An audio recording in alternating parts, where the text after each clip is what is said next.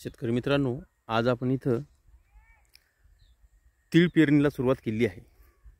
तर आपण इथं घेतलं आहे तीळ गौरव 55 आणि गौरव 55 जो आहे तो इथं आपण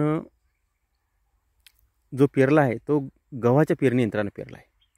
आणि गव्हाच्या पेरणी यंत्राने आपण यासाठी पेरला की आपल्याला जे वरम पडतात हे वरम आपल्याला पाडण्यासाठी आपण इथं पेरलेलं आहे।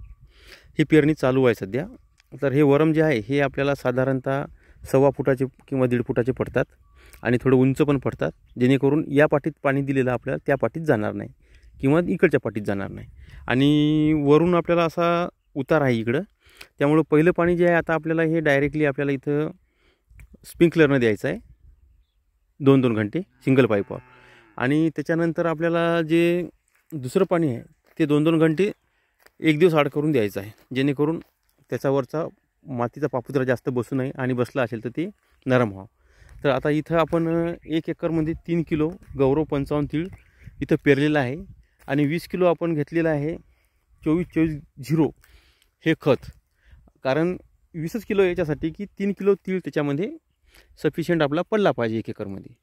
आणि इथं गव्हाच्या पेरणी यंत्राचे आपण जे फणं असतात ते फणं जास्त असतात, 9-9 इंचावर असतात।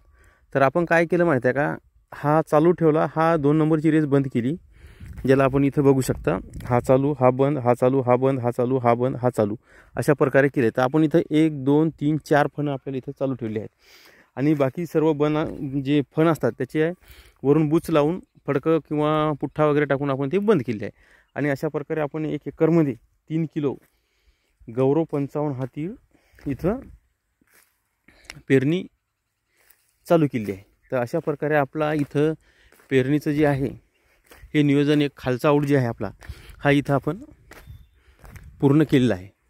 आणि उरला प्रश्न आपला आता वरच्या आवडाचा। तर वरच्या आवडाचा आपल्याला इथं आपण रोटर मारून ठेवलं होतं या जमिनीमध्ये। कारण या जमिनीमध्ये रोटर यासाठी मारलं की आपल्याला इथं थोड्याशा मुळ्या कपाशीच्या बुडं काही होती, त्यासाठी ते उपटून निघावं यासाठी आपण हे नियोजन केलं होतं।